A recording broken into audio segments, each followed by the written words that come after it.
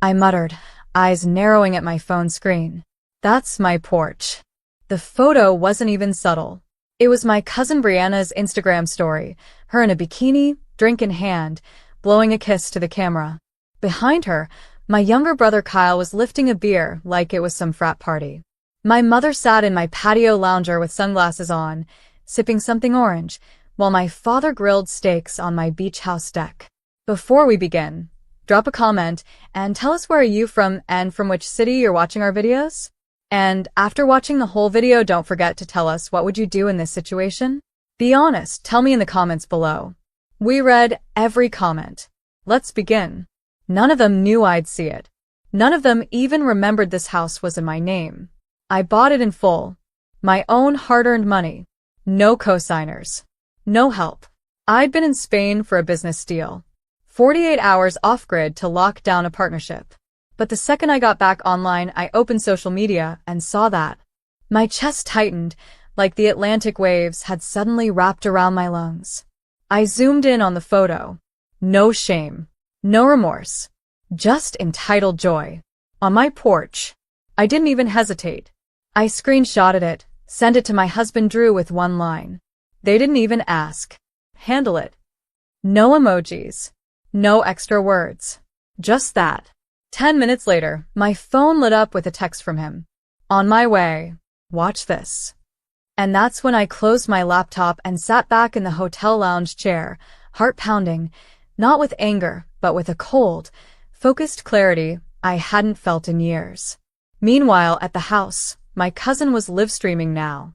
She was laughing into the camera, walking barefoot across my hardwood floors. Best vacation spot ever, she said. Courtesy of the family. You know how we do. Then someone in the background asked, who owns this place again? My sister's voice answered, oh, our parents paid for it. It's technically ours. Avery's just on paper. You know how she is. Miss Success. Miss Success? My jaw locked. That house had been my dream since I was 19.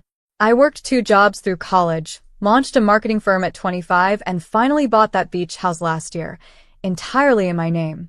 No one helped me. In fact, they laughed when I told them I was buying real estate alone. And now they were lounging in it like it was their birthright?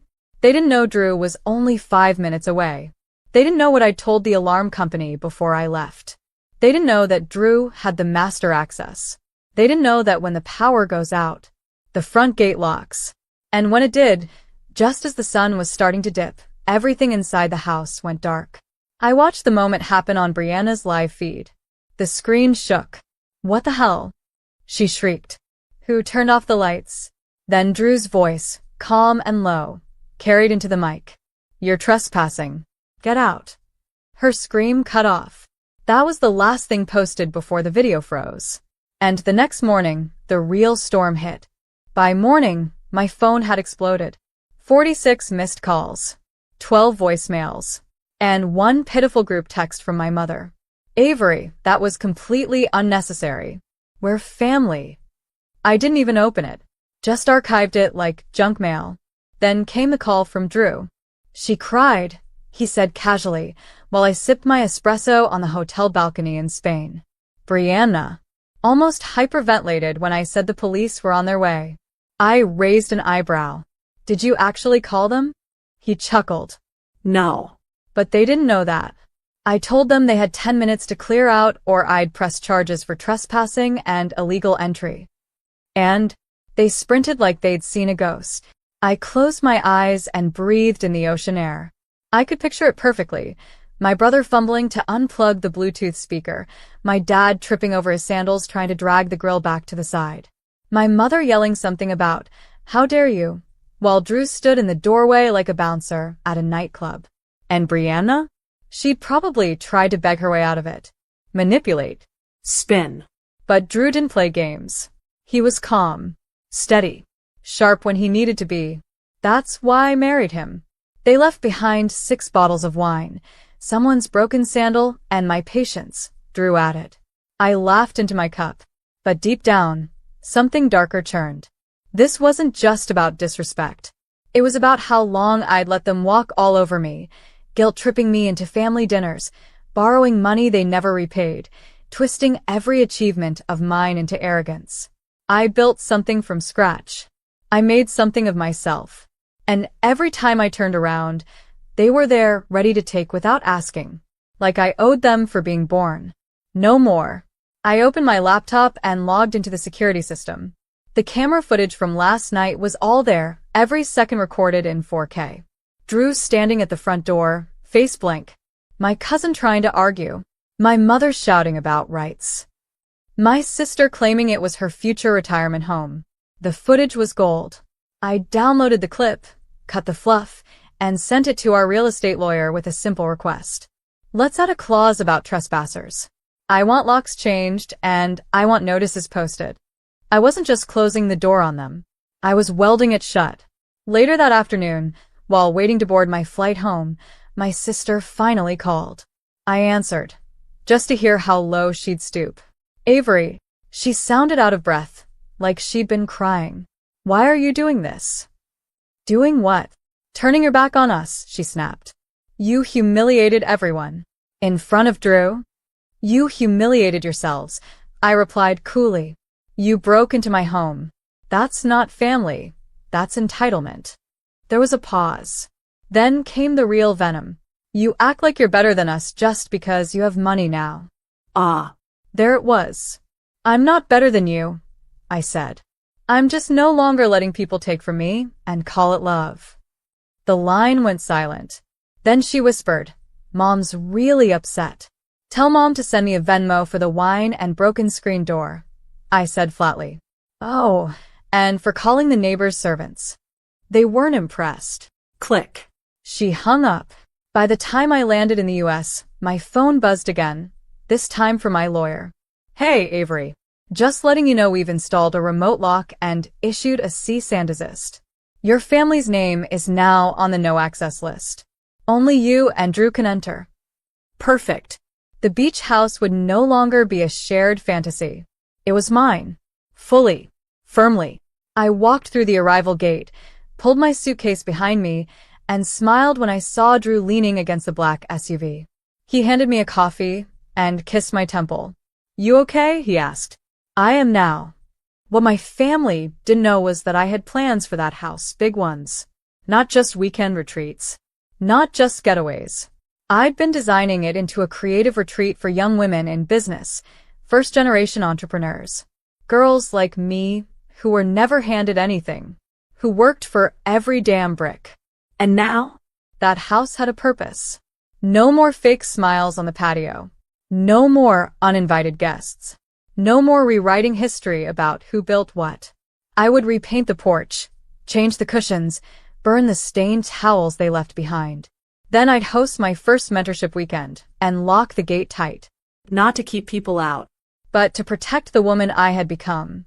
2 weeks later, I was sitting cross-legged on the newly power-washed deck of my beach house, sipping cold peach tea, when a familiar black sedan crawled up the driveway. I didn't move. Didn't flinch. I just waited. The engine cut. The doors opened.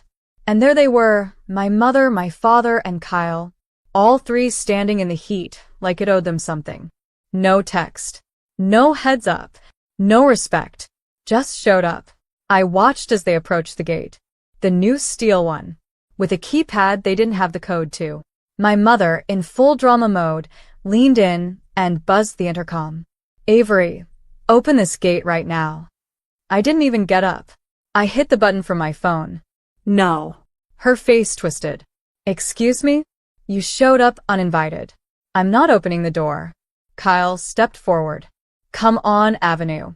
You're being extreme. Oh, so now it's Ave? I said into the mic, calm and ice cold.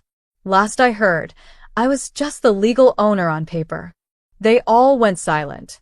Then Dad, the master of fake concern, tried his bit. We just want to talk. Can't we come inside for 5 minutes? Sure, I said, standing. Just show me the deed where your names are listed. Their faces dropped. You want to talk? I continued, walking toward the camera, so they could see me through the lens.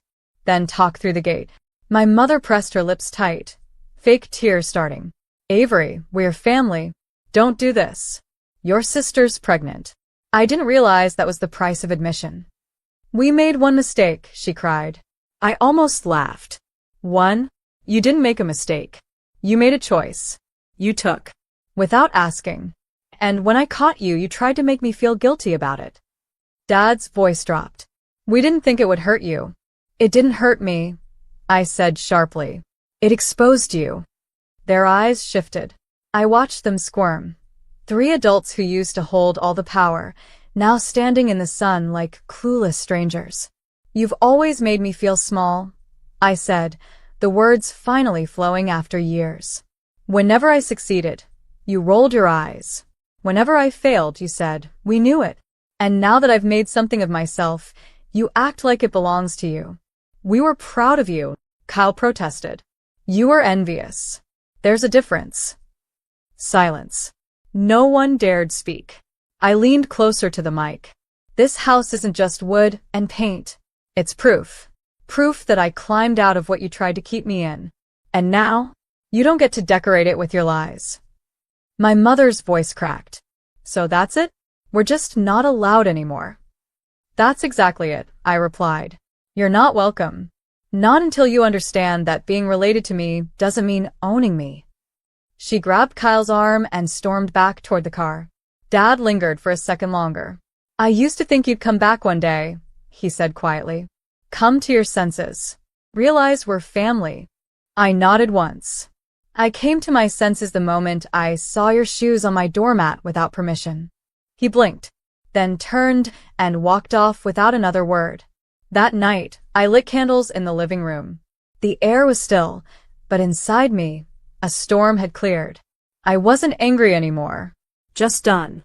Done begging. Done explaining. Done shrinking to make them comfortable. The beach house no longer carried their fingerprints. It carried mine, every inch built with late nights, early mornings, and a version of me they never bothered to understand. Drew walked in, saw me sitting on the floor, and joined me. How'd it go? He asked softly. They came. They whined. They left. He raised his glass. To boundaries. I tapped mine to his. To peace. The next morning, I found a handwritten letter slid under the gate. It was from my cousin Brianna. A shaky apology. Lines about how she didn't know the house was mine. How she thought it was a shared family asset. How she didn't mean to cause drama. I folded it up and set it in the drawer. Maybe someday I'd respond. But not today. Not when I finally had my peace, my home, and my power back. And this time, no one was walking through that door unless I said so. 3 weeks after the incident, the beach house was completely transformed. The porch, once cluttered with my sister's sandals and my cousin's half-empty cocktails, was now lined with sleek wooden benches and sun-washed planters I built myself. The inside smelled of cedar and citrus. Fresh curtains. Whitewashed walls. New rugs. Everything they left behind? Gone. Burned, donated, or dumped. This wasn't just a house anymore. It was a line in the sand. And, on the other side of that line? Me. Standing on my own. The day I hosted my first women's retreat, I stood barefoot in the kitchen, slicing lemons for water pitchers. I wore my favorite soft cotton dress, the one I never wore around my family because they'd say it looked too expensive. The doorbell rang, and I walked over with purpose. Outside stood a group of women, early 20s to late 30s. All first-generation entrepreneurs. All self-made. All nervous, like they weren't sure they deserved to be here. But they did. I opened the door wide and smiled. Welcome home, I said. That weekend, we did more than workshops. We cried. We laughed. We rebuilt. One woman named Liana admitted her brother still called her business just a side hustle.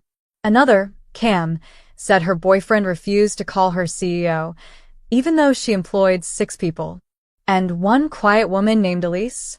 She whispered, I haven't spoken to my parents in 3 years. They told me chasing my dreams was selfish. I sat with her long after the others went to bed. You're not selfish, I said. You're surviving. And that's brave. She looked at me glassy-eyed. Do you ever feel like no matter how much you achieve, they'll only ever remember who you were before you made it? I smiled gently. That's why I built this house. Not just for rest, but for recognition. For women like her, like me, who were told they were too much, too loud, too proud, but kept going anyway. On the last night of the retreat, we stood on the beach, wind wrapping around our ankles, hair sticking to our lips. Cam raised a toast to the woman who opened her home to strangers, because she knew we'd understand her more than her own family ever did. Everyone clinked glasses. I felt my throat tighten, not with sadness, with pride. They didn't know the full story.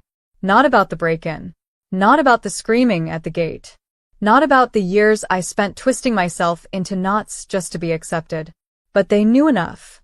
They knew that this house wasn't built on luck. It was built on grit. 2 days later, as the women checked out and hugged me goodbye, one of them left a note on the kitchen counter. In loopy handwriting, it said, "You made a place we'll never forget. And we'll never let anyone walk all over us again because of it." I folded it and tucked it into the drawer beside Brianna's apology. One from the past. One from the future. Only one would get a reply.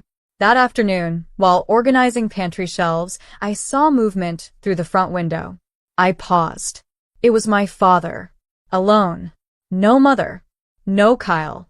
Just him, in slacks and a faded polo, holding something wrapped in brown paper. I didn't open the door, but I stepped outside the gate, arms crossed, quiet. He offered the package. "Your mother made lemon cake." She thought maybe. I shook my head. "No." He looked down. "I just wanted to say sorry. I know it's late." "It is," I replied. "And I accept your words. But not your cake. You don't get to bake your way back into a house you didn't respect." He nodded slowly, eyes stinging. "You changed." "No," I said softly. "You just never bothered to see me." I turned and walked back inside. Locked the door behind me. Not out of spite. Out of strength. Later that week, Drew and I sat on the deck, watching the waves crash into the shore as the sky turned to gold. He reached over, fingers brushing mine. "You proud of what you built?" he asked. I looked at the house, at the fresh paint, the laughter still echoing from the retreat, the silence where their chaos used to live. "I'm proud of who I became." He smiled. "Me too." That night, I wrote a new note and pinned it to the bulletin board near the kitchen. This house will never again be a stage for other people's entitlement. It's a safe space. A brave space. A place for women who said, "Enough," and meant it. I stood back and read it once. Then I dimmed the lights, slid the door shut, and let the night settle in. My beach house wasn't just a retreat. It was a reclaiming of space, of voice, of worth. And the next time someone asked, "Whose house is this?" I'd smile and say,